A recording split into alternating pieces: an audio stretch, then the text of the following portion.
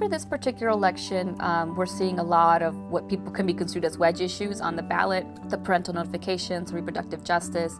We're seeing LGBT rights and also criminalization. So these are issues that tend to be used to divide communities. And because of that, I think that even some mainstream organizations really have seen Mobilize Immigrant Vote as an asset. Because here you have a voter guide, we have a platform in terms of what our principles are, and we're making kind of intersectional analysis about why these seemingly three different issue areas, how they collide.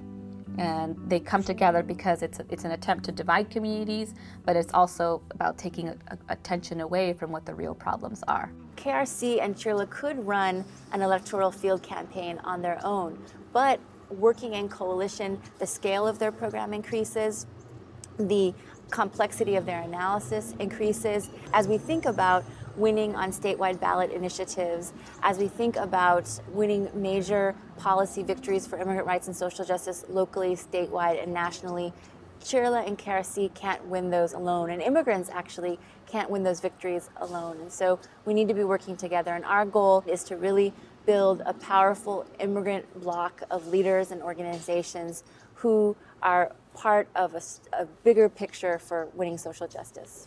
Through MIV, we have online phone banking. Everybody can just do it online, and they just mark the information on the website, and automatically it gives a report how many calls we made last night, how many people are willing to vote. People also can put down memo. It's very advanced level of technical support and really support our phone banking. Una campaña de concientización y motivación a los latinos que tienen el privilegio de votar para que su voz sea escuchada a través de su sufragio y que lo hagan también en nombre de todos aquellos inmigrantes que no tienen esa misma oportunidad. Vote, porque el voto es nuestro poder.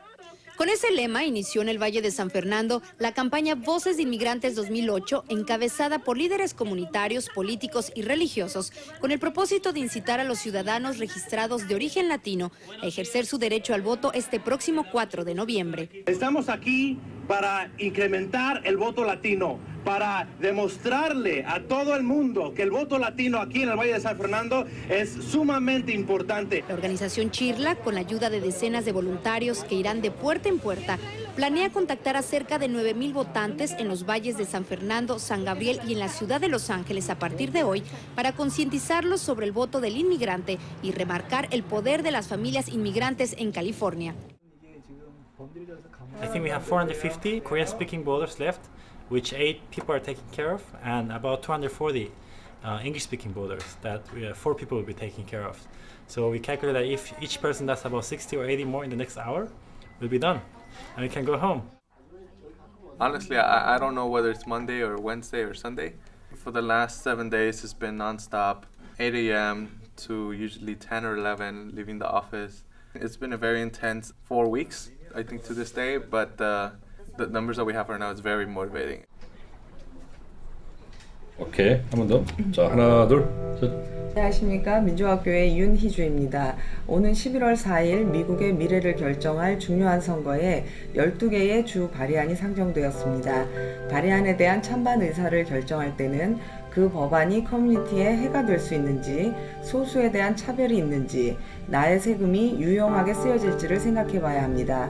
발의안 6번은 범죄 처벌을 강화한다는 명목하에 경찰이 이민 신분을 기록하게 하고 저소득층 공공주택 자격을 변경하는 등 이민자, 청소년, 저소득층의 불리한 조항을 담고 있으며 주정부 일반 기금에서 감옥 예산을 늘려 교육이나 의료 예산을 더욱 궁핍하게 할 수 있으므로 커뮤니티에 좋지 않은 영향을 줄 수 있는 발의안입니다.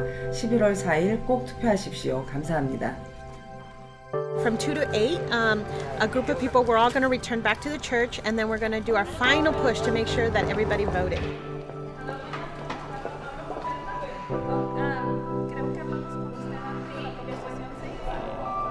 Bueno, muchas gracias.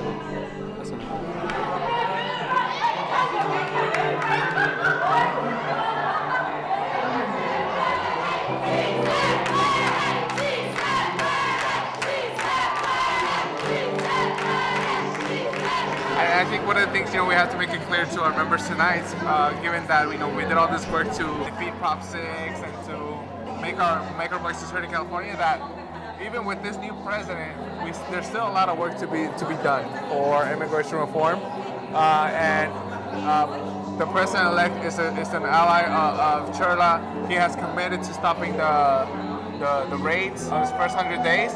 And it's things like that we have to hold them accountable to it and not just let them go by as broken promises. One of the barriers that we face is that many folks see 2008 as a year of victories and don't necessarily see all the work that is needed to maintain those victories and to push even further. And so folks see the record voter turnout, but don't necessarily have the commitment to keep those voters engaged. November 5th, the work of KRC and Chirla continued. And in January 2009, the grassroots leaders of Chirla and KRC, the same leaders who'd knocked on doors, who'd walked precincts, got on the airplanes, went to Washington, D.C., they knocked on the doors of congressional members, they marched in the streets for the public policy change that we want to see, for just and humane immigration reform and for quality health care for all.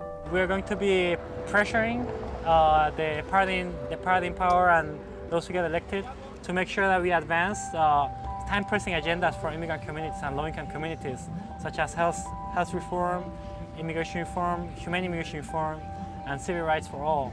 Some of our staff already bought their plane tickets to go to protest in DC for children's health insurance. So we'll be having an art exhibit for children's health insurance in DC, in the Congress Hall, and trying to move that agenda forward as fast as possible.